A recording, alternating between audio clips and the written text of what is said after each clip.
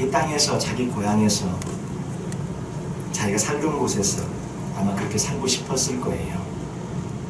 그런데 종교의 자유를 위해 이렇게 필그림들이, 청교도들이 가고 싶지 않았던 그런 길을 그들이 떠나 결국 이 땅에 오게 되지 않았습니까? 신대륙에 도착한 첫 해, 잘 아시는 것처럼 반절이, 그 배에 타고 있던 반절이 그 첫 해에 정착하면서 반절이 죽었죠. 많은 수가 오진 않았습니다. 110명, 48명이 죽었는데, 사실 저희로 볼 때 많은 숫자가 아니지만 그들로 볼 때는 정말 그래도 함께 힘을 써서 이 땅에 와서 이루고 개간하고 이렇게 같이 세워나갈 그런 동지요, 그런 형제요, 자매들이었는데 그 중에 반절이 죽었어요. 그들이 감사했었던 그 추수감사는 살아남은 것에 감사해서 이렇게 감사를 드렸는데 1620년 12월 가장 추울 때 도착하죠. 사실 그들이 이렇게 가고 싶지 않았던 길을 그들이 떠나왔어요. 이 청교도들이 이 말씀의 제목처럼 그들이 그렇게 떠나왔습니다. 그래서 사랑하는 가족이 옆에서 죽는 것을 보아야만 했습니다. 안 왔더라면 안 죽었을 수도 있었던 그 가족들이 가고 싶지 않았던 길을 떠나와서 억지로, 아니면 자원해서건 억지로건 어쩌면 환경에 밀려서건 어쩔 수 없이 오게 된 거예요. 근데 사랑하는 가족들이 옆에서 죽는 것을 보아야만 했습니다. 그리고 또 자신들도 언제 이렇게 죽을지 모르는 그런 상황 앞에서 그들이 하나님 앞에 감사를 드렸던 그 감사가 바로 추수감사 첫 번째 아니었습니까? 참 여러 가지 그런 상황들을 보면 참 어려운 일들이 많은 것 같아요. 그들이 처음에 도착했을 때 식량도 없었고 옷도 없었고 필요한 것도 없었고 나무들을 찍어다가 그 추운 날 당장 그 추위를 피할 곳이 필요했기 때문에 오두막으로 통나무 오두막집 7채를 겨우 지어서 그 안에 그냥 다 남은 그 인원이 들어가서 이렇게 불을 피워놓고 하나님 앞에 감사하지 않았습니까? 도착한 곳에서 가지고 온 종자 몇 가지 보리와 밀을 심어 보았지만 아시는 것처럼 토양이 달라서 완전히 실패했고 겨우 거둔 것이라고는 인디언들의 도움을 받아서 옥수수 얼마를 좀 거두었고 그것과 함께 들에게 있는 그런 터키 칠면조를 잡아서 구워놓고 감사했던 것, 그것이 바로 추수감사절의 기원이자 이래가 아니었습니까? 가장 어렵고 절박한 가운데서 눈물로 고난 중에 진실한 감사를 드리는 것이 바로 추수감사절이었습니다. 땡스기빙 데이였습니다. 그들이 많은 것을 갖고 있어서 감사한 것이 아니라 없는 가운데서 주님 앞에 감사했고, 건강해서 감사하는 것이 아니라 건강하지 않아서 감사했고, 살아있음에 감사했지만 이미 가족들을 잃은 아픔과 슬픔 가운데서 감사를 했던 것입니다. 정말 아픔을 알았고 슬픔을 알았고 그 가운데서 주님 앞에 감사를 했던 그런 감사였어요. 가고 싶지 않은 길을 그들이 갔어요. 물론 자원하는 마음도 있었겠지만 그렇게 핍박과 박해가 없었다면 자기 고향에서 자기 땅에서 살았겠죠. 그런데 그런 예수님 핍박, 그런 박해를 피해서 하나님 한 분 믿겠다고, 잘 믿겠다고 가고 싶지 않은 길을 떠났지만 그 결과는 반절이나 되는 식구들이 다 죽었어요. 그런 가운데서 감사가 나올 수 있었을까? 어떤 믿음이면 그런 가운데서도 감사가 나올지 전 참 그 깊이를 알 수가 없습니다. 사랑하는 아이가 죽고 남편이 죽고 아내가 죽고 부모가 죽고, 근데 그런 가운데서 감사가 정말 나올 수 있을까? 건강도 잃어버리고 고향도 떠나서 이민자로, 이들이 이민 온 것 아닙니까? 이민자로 산 것 아닙니까? 잘 되려고 왔는데 모든 것을 놓쳐버리고 건강도 잃어버리고 식구도 잃어버리고, 그런 가운데서 감사가 과연 나올 수 있었어요. 정말 귀하고 아름다운 그런 감사가 아닌가 싶습니다. 특별히 올해 저희들이 이렇게 추수감사주일로 예배를 드리는데 이 처음에 땡스기빙 이 추수감사절의 그 유래와 그 기원 그 당시의 그 마음 그것을 생각해 볼 때 올해 드리는 이 추수감사주일이 참 어렵고 힘든 가운데서 드리는 그러한 상황이 어쩌면 비슷한 그런 상황인 것 같습니다. 정말 감사할 것이 올해만큼 없는 이런 해가 있을까 싶은 그런 해 아닙니까? 아니 감사라니요. 지금 죽을 것 같은데 무슨 감사예요. 이런 고백이 절로 나오는 올해 아닙니까? 지금 살아있는 것만도 이게 지금 기적 같은 일인데 무슨 감사가. 근데 살아있기에 지금 감사한 건 줄로 믿습니다. 예. 올해같이 정말 감사할 것이 없는 한 해인지 모르지만 사실 올해만큼 이렇게 감사할 것이 많은 해가 있었는지 정말로 감사할 것이 많은 그런 해인 줄 믿습니다. 우리 건강하지 않습니까? 우리 아직 살아있지 않습니까? 우리 아직 주님의 은혜로 그래도 하루하루 여기까지 오지 않았습니까? 이 모든 것이 사실은 감사인 줄 믿습니다.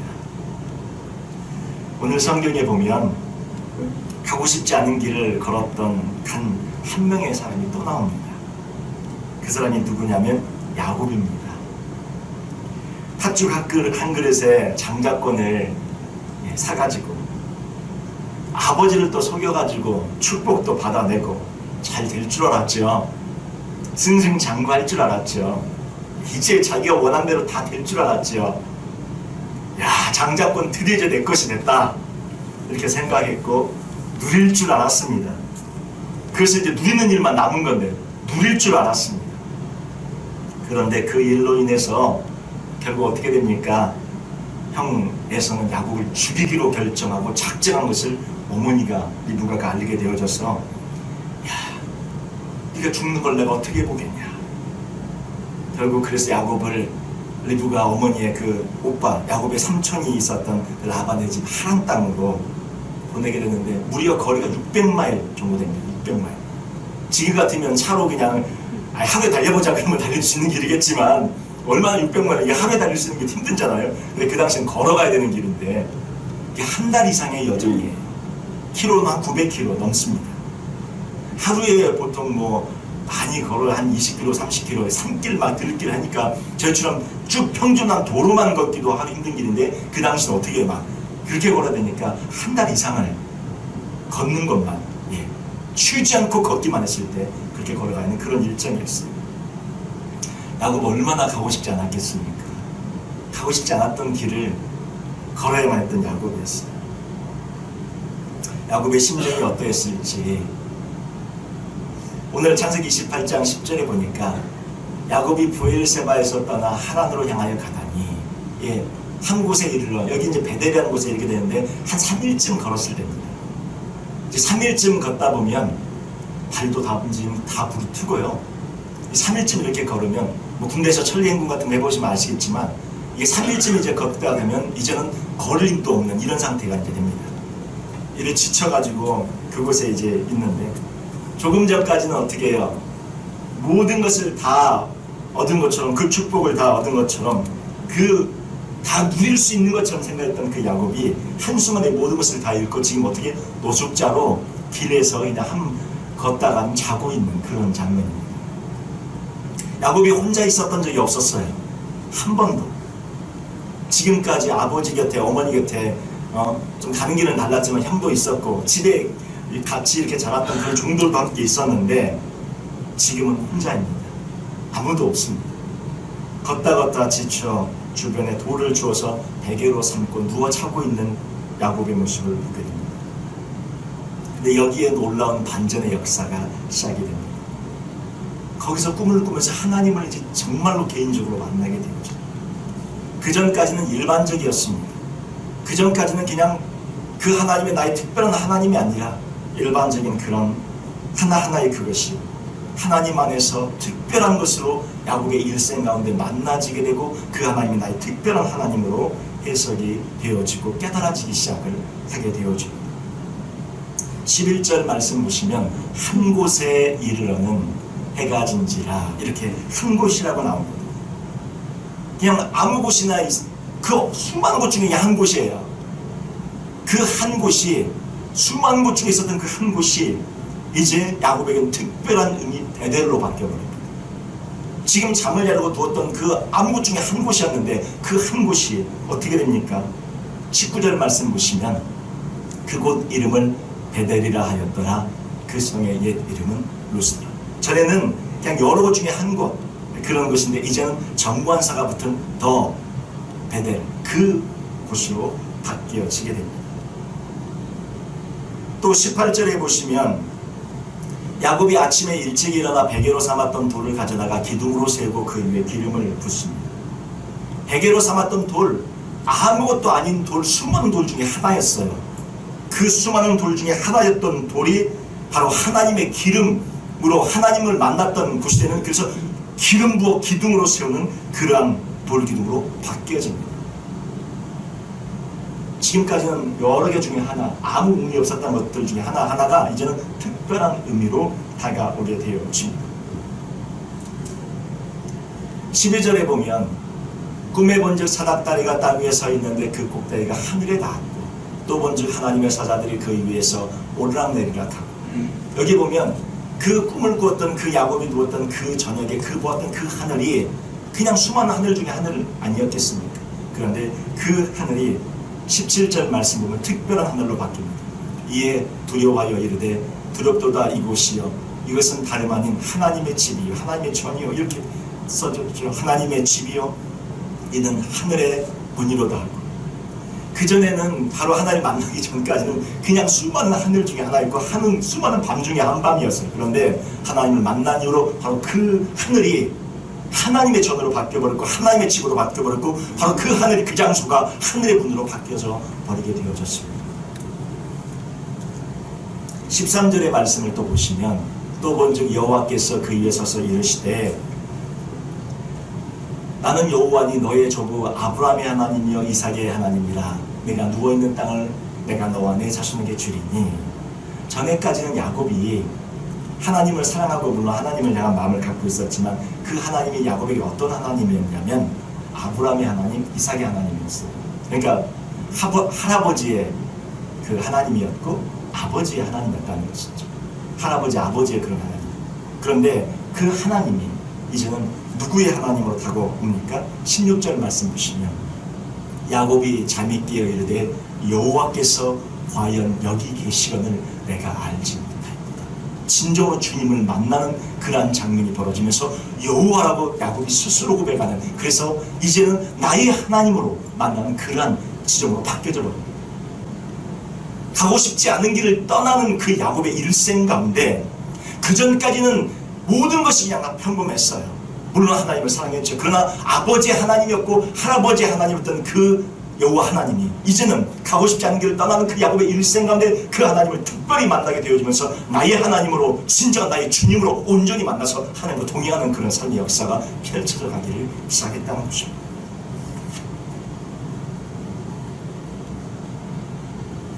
그리고 15절 말씀 보시면 그 하나님께서 야곱에게 축복의 말씀을 주십니다. 내가 너와 함께 있어. 함께 있겠다. 내가 너와 함께 있겠다. 네가 앉든지 서든지 함께 네 옆에 있을 것이고 네가 무엇을 하든지 네 옆에 가 있을 것이다. 약속을 해주십니다. 그리고 내가 어디로 가든지 너를 지키며, 주님께서 두 번째 무슨 축복의 약속을 주시냐면 내가 너를 지켜주겠다. 프로텍트 해주겠다. 내가 너를 보호해주겠다. 내가 너의 생명을 지켜주겠다. 내가 내 건강을 지켜주겠다. 내가 나의 모든 것을 지켜주겠다. 하나님께서 야곱에게 생명의 건강을 지켜주시고 물질의 축복을 주시고 그의 모든 양떼를 지켜주시고 지켜주신 역사가 펼쳐집니다. 원하지 않는 곳을 가게 되어졌는데 그곳에서 살아가는 야곱의 모든 생애와 모든 삶을 하나님께서 지키시는 축복의 역사가 펼쳐져 갑니다. 그리고 세 번째, 너를 이끌어 이 땅으로 돌아오게 할지라. 내가 반드시 너를 돌아오게 할 것이다. 내가 원하는 대로, 네 마음의 소원대로, 내 기도대로 내가 이루어줄 것이다. 야곱이 떠나면서 그렇게 돌아오게 해달라고 기도하죠. 그리고 네 번째, 내가 내게 허락한 것을 다 이루기까지, 내가 너에게 허락한 것을 다 이루기까지. 이것은 무엇입니까? 약속한 것을. 내가 너에게 약속한 것은 내가 너에게 약속한 축복을 다 이루게 해 주시겠다고 약속하고 계십니다. 근데 이 약속이, 이 축복들이 언제 임하고 있는 것인가 하는 것입니다. 원하지 않는 길을 떠나고 가고 싶지 않은 길을 떠나고 그 외롭고 쓸쓸한 그 밤에 홀로 있는 야곱 위에 하나님의 축복이 쏟아지고 있다는 것입니다. 그리고 마지막 5번째로 무슨 축복을 약속합니까? 너를 떠나지 아니할 것이다. 너를 버리지 않을 것이다. 내가 너를 떠나지 않고 함께할 것이다. 이런 축복을 주님께서 약속해 주십니다. 그 말씀에 야곱이 이제 드디어 16절에 아까 저희가 보았던 말씀 다시 한번 저희가 보면 야곱이 잠이 깨어 이르되 여호와께서 과연 여기 계시거늘 내가 알지 못하였도다. 부엘세바에만 계실 줄 알았던 그 하나님, 아버지 할아버지가 있었던 그 자리만 계실 줄 알았던 하나님이 내가 지금 베델에 있는 걸 알고 있고 내가 여기서 지금 잠자고 있는 걸 알고 있고 내가 지금 하나님 땅까지 가고 있는 그 가고 싶지 않은 길을 가는 모든 여정을 알고 있고 그 모든 여정 가운데 함께 하시겠다고, 그것을 드디어 야곱이 이제 깨달은 것입니다. 이 야곱이 변화가 됩니다. 야곱이 서원을 하고 주님한테 결단을 하죠. 20절부터 21절 22절에 보면 야곱이 서원하여 이르되 하나님이 나와 함께 계셨소. 내가 가는 이 길에서 나를 지키시고 먹을 떡과 입을 옷을 주시어 내가 평안히 아버지 집으로 돌아오게 하시려면 여호와께서 나의 하나님이 되실 것이요. 예. 여호와 하나님이 이제 진짜 나의 주님으로, 예수님이 나의 주님으로, 성령님이 나의 성령님으로 되셔서 그렇게 살아가는 인생을 살겠다고 고백하는 것입니다. 그리고 내가 기둥으로 세운 이 돌이 하나님의 집이 될 것이고 하나님께서 내게 주신 모든 것에서 10분의 1 내가 반드시 하나님께 드리겠나이다 하였더라. 그렇게 야곱이 선하고 결단하며 주 앞에 그 하나님을 개인적인 나의 주님으로 붙잡고 살아가는 삶의 역사가 시작이 되어지는 것입니다. 아무것도 없다고 생각했어요, 야곱은 자기에게. 그런데 이미 자기에게 하나님이 계셨고 하나님의 축복이 야곱에게 머물러 있었던 것입니다. 일반적인 그런 환경들이 전에는 아무 의미가 없었던 거예요. 그 돌이 무슨 의미가 있습니까? 그 하늘이 무슨 의미가 있습니까? 그 장소가 무슨 의미가 있습니까? 그런데 하나님을 만나고 나니까 그 돌이 기름 부음 받은 돌이 되고 그 장소가 베델이 되어지고 그 하늘이 하나님의 전이 되어지는 그런 축복의 역사로 바뀌어지게 되어집니다. 지금까지 아버지 하나님이었고 할아버지의 하나님이었던 그 하나님이 이제는 나의 하나님이 되어져서 나를 도우시고 지키시고 보호하시는 그 하나님으로 야곱이 고백하는데, 언제 이런 고백이 되었냐면 가고 싶지 않은 길을 떠나고 있었던 그 와중에 그 하나님을 진정으로 깊이 만나고 체험하게 되었죠. 그의 시선도 그의 마음도 다 달라집니다. 전에는 왜 이 길을 떠나야 할까 이렇게 절망하며 떠났지만 이제는 그 고통을 바라보는 시각이 달라졌습니다. 하나님이 나와 함께 하신다. 하나님이 너와 함께 하신다. 이러한 시각으로 달라지게 되는 것입니다. 야곱은 그 여정 중에 하나님을 만나고 제단을 쌓기 시작합니다. 하나님이 그에게 특별한 존재가 되어지기 시작합니다. 어디로 가는지 모르고 길을 떠날 때 얼마나 힘들겠습니까? 하지만 홀로 떠나 있던 야곱은 바로 그 길에서 하나님을 만나게 되었죠.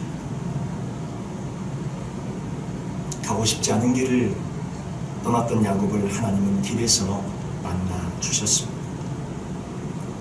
우리도 인생에서는 내가 알지 못하는 길을 떠나야 할 때가 있습니다. 아마 여기 오신 거 그렇게 오시지 않았나 싶습니다. 예.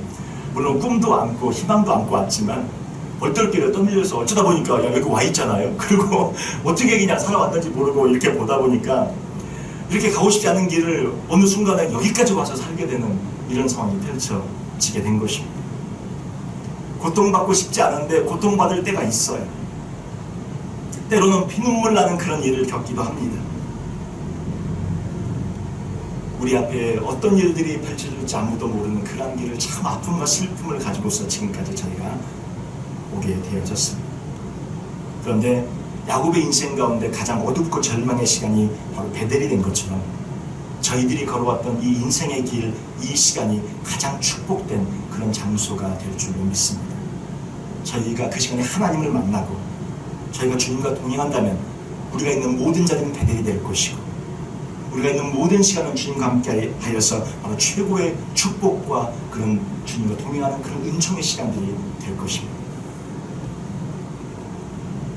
내가 가고 싶지 않는 길을 걷는다고, 원치 않는 길을 걷는다고, 하품의 시간을 걷는다고 그것이 최악의 상황이나 최악의 문제는 아닙니다.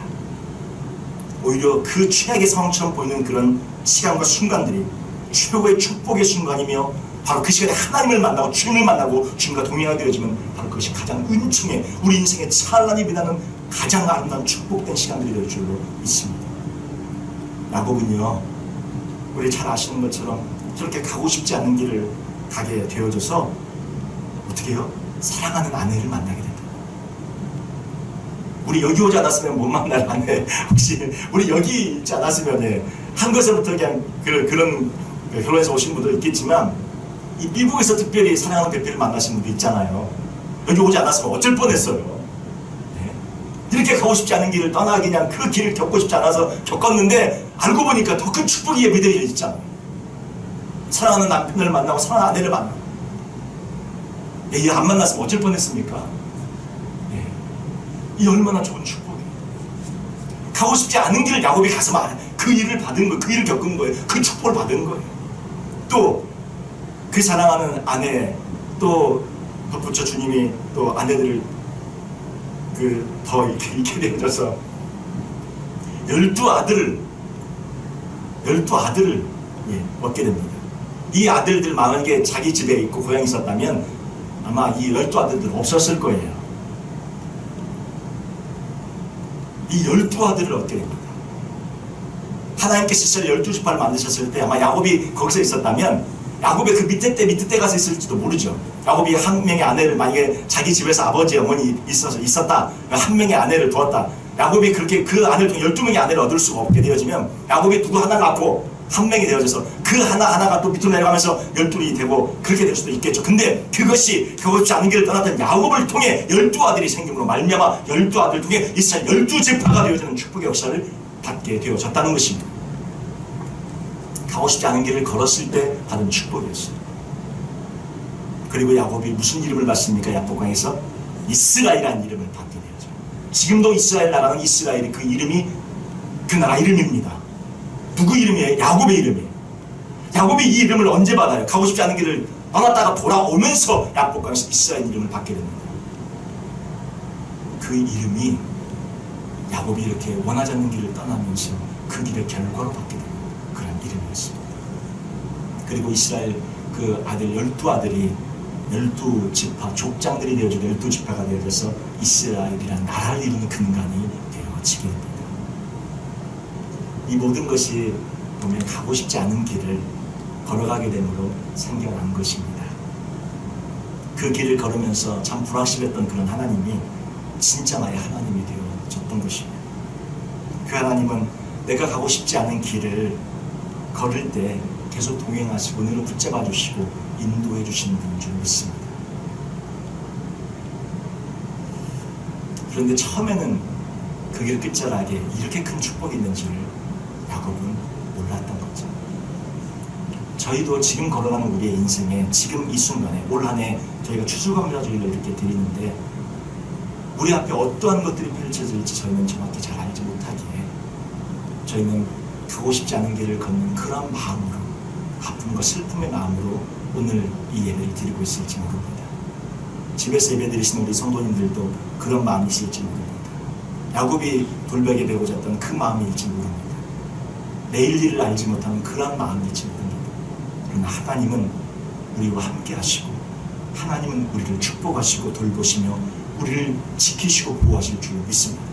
그 하나님이 우리와 함께 하실 때 우리가 정확히 내일을 모르고 한 달 뒤를 모르고 5년, 10년, 20년 뒤를 모르지만 그 끝에는 반드시 아름답고 귀한 축복만이 놓여져 있는 줄 믿습니다. 야곱의 인생이 그러했어요. 야곱의 일생이 그랬어요.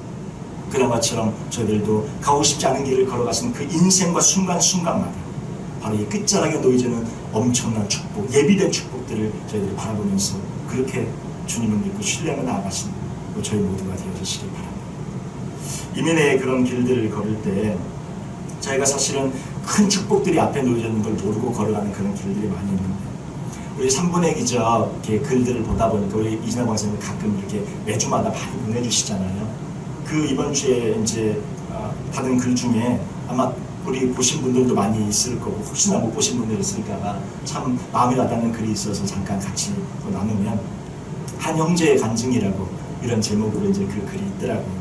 어렸을 때 부유했는데, 예, 아버지 회사에 부도가 나가지고 완전히 망해서 어머니하고 누나하고 자기하고, 예, 세 명이 그냥 미국으로 하루 급하게 이렇게 오게 되어져서 그 이모네 집에 이제 살게 되어졌는데, 그 뉴욕에 오게 되었는데, 그 이모네 집도 참 형편이 어려웠는지 2층짜리 타운하우스 거기서 이제 살게 되어졌는데, 그 집에 그냥 11명이 한꺼번에, 그 식구하고 이모네 식구하고 11명이 그 2층짜리 조그만 타운하우스에서 1년을 같이 살게 되어지면서 이제 학교를 다니게 되어졌는데, 이제 중학생, 초등학생, 이 형제가 초등학생 때였더라고요. 누나는 이제 중학교에 들어가는, 공부를 잘했기 때문에 거기 가서 또 잘하고, 또 이렇게 음악적인 재능이 있어서, 그래서 피아노를 이제 잘 치게 돼서 줄리어드 그 프리 칼리지에 합격을 해서 누나는 이제 바로 이렇게 잘 길이 열어졌는데, 이제 이 아이는 이제 굉장히 어렵게 힘들게 이제 언어도 안 되지, 뭐도 안 되지, 뭐 공부도 잘 못했지, 이제 힘들게 학교 생활하면서 뭘 도시락을 이제 사 먹을 형편도 안 되니까 이모가 뭐 좀 싸주면 그걸 먹는 걸 애들이 보고 그것도 비웃고 막 놀리고, 지나가다가 우유 쏟아버리고 막 이렇게 하고, 너무나 그런 아픔들을 많이 겪었더라고요. 그러다가 이제 하루는 화장실에서 통곡하면서, 하나님 제가 왜 이런 일을 이렇게 겪어야 되냐고, 너무나 마음이 아프고 슬프다고 이렇게 화장실에서 울고 있는데, 그때 주님의 그 음성이 들려지기 시작하는 거죠. 야, 내가 여기 있잖아. 내가 늘 함께 있잖아. 내가 너의 친구해줄게. 이런 음성이 이렇게 들려집니다. 이 이제 아이가, 사람들은 자기 이름을 부르지도 않고 자기가 누군지도 모른다고 하나님한테 하소납니다. 누구 누나의 동생이라고 부르고, 나는 태어나지도 않았어야 될 그런 존재 아닌가. 하나님, 저 실수로 태어난 거 아닌가요? 이렇게 하나님한테 물었을 때 하나님께서 그렇지 않답니다. 내 머리카락까지 새는 너의 하나님이란다. 내가 널 만들었단다. 이렇게 하나님의 그 위로의 그런 마음이 깨달아져서 막 눈물을 닦으면서, 그래요 그런 거예요? 그러고 이러고 있는데, 어디선가 플룻 부는 소리가 들리는 거예요. 그래갖고 이제 자기도 모르게 따라갔는데, 이제 그 플룻, 그 초등학교 플룻 클럽이 있었나 봅니다. 한 선생님과 애들 몇 명이서 플룻을 연주하고 막 이렇게 하는 모습을 보면서, 자기도 그 가서 이제 구경하고 있으니까 한 동양인 아이가 와가지고 남자를 구경하니까 선생님이, 너 이거 불 줄 아냐? 한번 불어봐라. 이렇게 했는데, 그 자기가 이제 그 애국가 멜로디가 이제 기억이 나와. 예전에 이제 플룻이라는 걸 한번, 어렸을 때는 구역에 컸길래 플룻이라는 걸 한번 이렇게 불어본 적이 있었대요. 그래가지고 그거를, 플룻을 붙잡고 애국가 멜로디 그거 하나만 기억나서 그걸 그렇게 열심히 불렀는데, 그 선생님이 그 모습이 하도 짠하고 하도 불쌍하고 비틀하게 보였는지, 너 갈 데 없으면 이게 여기 와갖고 이렇게 플룻 입안에 와갖고 이렇게 해라. 그래갖고는 그 반에 이제 가고 유일하게 이제 하나의 낙이 생긴 거예요. 그래갖고 플룻을 그렇게 가서 열심히 불고 했는데, 이제 누나처럼 자기도 이제 줄리어드 그 프리칼리지에 들어가고 싶어서 시험을 보겠다 하니까 다들 웃고 장난하는 거, 장난하지 말라고 하도 졸라대니까 한 번만 보게 달라. 그러니까 어떻게 해요? 그러니까 한 번 딱 기회를 줄 테니까 한 번만 해봐라. 부모님 이제 그 엄마의 허락을 받고 걸어서 갔다고 합니다. 유치원에서 그 시험 본 데까지 걸어서. 아니, 걸어서가 아니죠. 제가 지금 뭐 교통편을 갔는데 혼자서 갔대요. 혼자서. 예, 혼자서 이제 그 시험을 보러 갔는데, 막상 그 프리칼리지 시험을 보러 가니까 이제 악기들부터 정말 좋은 악기들을 가진 수많은 그런 그 아이들이 부모님과 함께 다 와서 너무너무 쟁쟁한 그런 이제 준비가 돼 있는, 느껴지는, 한눈에 봐도 그런 모습 가운데 이제 자기 차례를 기다리는데, 너무나 초라하고 너무나 마음이 아파서, 너무나 떨어지는 것이 당연하게 생각이 되어서, 하나님, 당연하게 떨어질 것 같은데 하나님 용기를 달라고, 최선을 다해서 한번, 어차피 떨어질까 최선을 다해서 해보겠다고. 자기 차례가 되었는데, 이 플룻이 그들 보기엔 장난감 같은, 그냥 애들 장난감 같은 그런 악기였죠. 그들은 몇 천만 원, 뭐 얼마나 많은 비싼 그걸 악기를 갖고 왔겠습니까? 그렇게 연주하는데 이 안에 이제 정말 싼 악기, 그냥 연습용, 그걸 갖고 플룻을 부는데 진짜 진지하게 열심히 막 불었다고 해요. 근데 그 모습을 보던 한 교수님이 빙그레 웃으면서 다가이들 한 5분만 하면 이제 그만 됐습니다. 예, 잘 들었습니다. 하고 돌려보내는데 이제 테스트를 하면서 얘는 그 곡을 끝까지 연주할 때까지 아무도 누가 그만 됐습니다. 잘 들었습니다. 이런 말 하지 않더래요. 자기도 모르게 하여튼 그냥 최선화해서 어차피 떨어질 거. 그리고 어차피 최선화해서만 끝까지 불었어. 그 모습을, 그 악기를. 근데 그 교수님 중에 한 분이 그 악기를 물끄러미 바라보더니 어떻게 저런 악기를 들고 왔나. 이 시험 보러 오는데 그런 표정으로 이 악기를 그 한참 바라보더라고요. 그리고는 이제 돌아왔죠. 일주일 뒤에 편지가 왔는데 어머니가 그 편지를 읽어보니 대자로 통곡을 하더랍니다. 합격증이었어, 합격. 그리고 장학금까지 합격증이었고. 그리고 그 학교에 이제 프리 칼리지로 들어가게 되었으면 학교의 길이 열리게 되고 공부를 하게 되어졌는데 이 분이 그 드라마 허준, 예, 그 다음에 이산, 또 동희, 그 메인 연주를 작곡한 사람이라고 합니다. 하나님의 연주자란 책을, 그 책을 펴낸 송솔나무 집사님이라고 합니다. 이 분은 선천적으로도 많은 어려움이 있어서 오른쪽 그 다리 전방 그 십자가인대가 파열되어져 가지고 70%밖에 그 근육을 쓸 수 없어서 오래 서 있지를 못한다고 합니다. 또 심한 천식을 이렇게 갖고 있어서 폐에 한 60% 정도밖에 폐를 쓰지 못한다고 합니다. 근데 플룻 불렸는데 이래갖고 플룻이 제대로 부러지겠어요. 그런 상황입니다. 그 천식약을 하도 복용하다 보니까 그 약 때문에 또 우울증, 불면증, 공황장애까지 겪게 되어지고 또 그 악기는 3번이나 악기를 도둑 맞았답니다. 네. 이런 어려움으로 살아가는데도 하나님 앞에 참 감사하면서 많은 슬럼프도 있었대요. 힘들었던 것도 있었대요. 그런데 주님 앞에 이 분도 가고 싶지 않은 길을 떠나왔어요.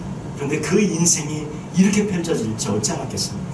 한국에 있었다면 펼쳐지지 않았을 인생이 가고 싶지 않았던 길을 이민을 정말 억지로 오게 되어졌는데 그 상황에서 이렇게 아름다운 길들이 하나님이 예비하신 그런 길들이 펼쳐지게 된 것이고 그는 그 책에서 이렇게 에필로그를 쓰며 이렇게 글을 마무리하게 됩니다. 어렸을 적 공부를 못하는 것에 감사합니다. 특히 수학을 못해서 계산에 약한 것에 감사합니다. 누군가에게 준 것을 계산하지 못하니까요. 예. 계산 못하는 것도 때로는 참 도움이 될 때가 있나 봅니다. 남에게 베푼 거 다 잊어버리고 계산이 안 되니까. 어릴 때 아버지의 회사가 부도나서 힘든 생활 가운데 있었음을 감사합니다. 덕분에 미국에 갈 수 있었고 힘든 사람들을 이해할 수 있었고 아버지 없이 자라는 아이들을 이해할 수 있었고 집이 없고 차가 없는 사람들을 이해할 수 있었으니까요. 늘 학교에서 놀림당하고 맞은 것에 감사합니다. 덕분에 하나님을 제 친구로 삼을 수 있었고 주님의 일을 하다 맞는 것에 두려움이 없으니까요. 천식과 공황장애를 주신 것에 감사합니다. 덕분에 담배를 못 피게 되었고 성령께 의지하지 않고는 연주자로 무대에 설 수 없게 되었으니까요. 3번이나 악기를 도둑맞게 해주셔서 감사합니다. 덕분에 무엇보다 지켜야 할 것은 재물이 아니라 마음임을 알았으니까요. 젊은 시절 방황의 시간을 보내게 하시며 감사드립니다. 덕분에 저는 천국 시민권을 가진 그리스도인임을 알게 되었으니까요. 이 모든 것들이 주님께서 제게 주신 최고의 선물입니다. 주님 정말 감사합니다. 이렇게 끝을 맺고 있습니다. 오늘 이 글을 이렇게 잠깐 소개한 것은 원하지 않는 길을, 걷고 싶지 않은 길을 갔던 많은 분들이 있습니다. 야곱도 그랬고 이분도 그랬고 어쩌면 우리들도 그랬을지 모릅니다. 지금 당장 우리들 눈앞에 그 축복이 주님이 예비하셨다는 그 은총이 보이지 않을 수도 있습니다. 그러나 하나님은 우리와 함께 하시고 우리를 지키시고 우리를 돌보시는 분이기에 반드시 우리 앞에는 이런 아름다운 은총과 축복의 길들이 펼쳐질 줄로 믿습니다. 주님을 믿으십시오. 특별히 올해 추수감사절을 저희들이 보내면서 참 이런 추석, 이렇게 어렵고 힘든 추석 한 가지를 이런 해를 보낼 수 있을까 싶은 그런 해를 저희 모두가 보냈습니다. 그런데 이 모든 것이 축복으로 가는 그러한 징검다리, 그러한 길일 줄로 믿습니다. 주님께서 저희들을 사랑하시고 저희들이 주님을 믿고 신뢰하며 주님과 함께 동행하고 있기에 저희들 앞에는 놀라운 그런 은총의 길들이 예비되어져 있을 줄로 믿습니다. 설사 그 가운데 아픔이 있고 어려움이 있고 때로는 가족을 잃는 그런 일들이 있을지도 모릅니다. 그러나 건강을 잃는 일이 있을지도 모릅니다. 그러나 그 뒤에 찬란한 그런 축복들이 있음을 저희들이 믿어 의심치 않습니다. 필그림들이 그 가족들을 반절을 잃어버리고 이 땅에 정착했는데 결국 그들이 이 미국의 근간을 이루지 않았습니다. 가족을 잃어버렸던 그 아픔과 슬픔 가운데 이 땅을 개간하고 개척했던 그들의 그 기도의 눈물의 열매들이 이 미국을 믿음 위에 말씀에 서는 나라로 세우지 않았습니다. 한 가족 한 가족은 아픔이 있을 수 있고 한 사람 한 사람은 슬픔이 있을 수 있지만 우리가 심겨진 이 우리의 밑거름이, 우리가 세운 그 징검다리가 우리의 자녀들을 통해 손자 손녀들을 통해 거대한 하나님의 나라라는 관점에서 볼 때 그 하나님의 나라를 이루고 세워가는 그런 귀한 밑거름과 징검다리로 쓰일 줄로 믿습니다. 그러하기에 저희들은 오늘 이 아픔의 길, 어려움의 길, 비록 슬픔의 길일지라도 이 길을 믿음으로 저희들이 걸어가는 그러한 저희들이 되는 줄로 믿습니다. 오늘 이 말씀을 저희들이 맺으면서 주님 앞에 저희들 걷고 싶지 않은 그런 인생의 길을 저희들 걸을 때 더 주님을 의지하고 사랑하면서 끝까지 그 길을 걸어나가시는 우리 모두가 되시기를 주님의 이름으로 축원을 드립니다. 기도하겠습니다.